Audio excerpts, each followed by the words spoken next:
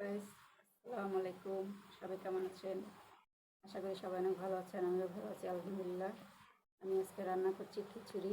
এখানে কেটে নিয়েছি আমি মিষ্টি কুমড়া, লাউ এবং আলু। এখানে এই যে আমি চাল দিয়ে নিয়েছি, যেটা দিয়ে আমরা ভাত রান্না করে খাই, সেই চাল। এখানে আছে মুগ ডাল, মুসুরি ডাল এবং খেসারি ডাল। এখানে আছে পেঁয়াজ, কাঁচামরিচ, ধনেপাতা, রসুন কুচি, যেটা দিয়ে আমি পরে খিচুড়িতে বাগার দেবো। এখানে আমি নিয়ে নিয়েছি 2টা ইলিশ মাছ, এটাকে ভাজা করব খিচুড়িতে খাওয়ার জন্য। এখানে আছে পুঁই শাক, এটা আমি খিচুড়িতে দেব।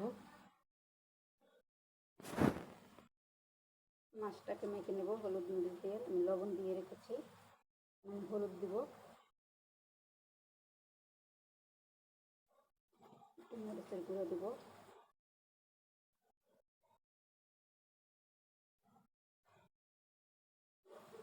এদিকে আমার হাজবেন্ড চুলায় খিচুড়ির জন্য মশলা দিয়ে পানি বসিয়েছে। পানিটা ফুটে উঠলে খিচুড়ির চালটা দিয়ে দেবো, সবজিগুলো দিয়ে দেবো। এখানে সব কিছু দেওয়া আছে, মশলা, হলুদ, মরিচ, যা যা মশলা দেওয়ার, গরম মশলা, এলাচ, দারচিনি, তেজপাতা, লবণ সবই দেওয়া আছে। এখানে ফুটে উঠলে চালটা দিয়ে দেবো। পানিটা প্রায় বলকের কাছাকাছি চলে এসেছে। আমি এটার ভিতরে চালটা ঢেলে দেবো। বাহিরে প্রচুর বৃষ্টি হচ্ছে, তাই ভাবলাম আজকে নরম খিচুড়ি দিয়ে সবজি দিয়ে। আমার হাজব্যান্ডটা খুব পছন্দ করে। সাথে ইলিশ মাছ ভাজা হবে এবং পেঁয়াজ এবং শুকনো মরিচ ভর্তা হবে, সেটা আপনাদেরকে দেখাবো। আমার সাথেই থাকুন সবাই। চালটাকে ঢেলে দিই। বিসমিল্লাহ।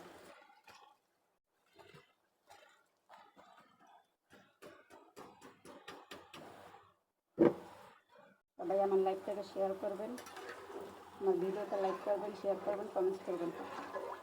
আপনারা যদি কমেন্টস না করেন তাহলে আমি কী করে বুঝবো বলেন যে আমার রান্না ভালো হয়েছে কি না, সঠিক হয়েছে কি না।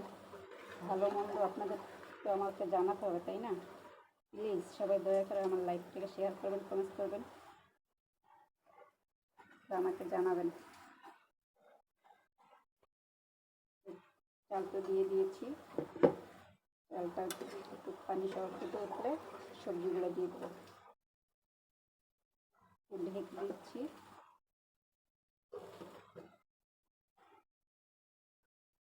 দিয়ে দিচ্ছি কিছুটা কাঁচামরিচ, সবজিগুলো দিয়ে দিচ্ছি।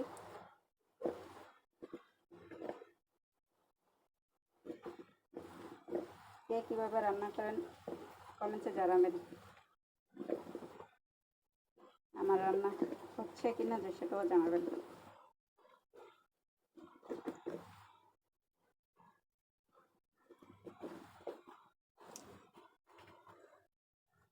সবজিগুলো দিয়ে দিয়েছি, নেড়ে দিচ্ছি।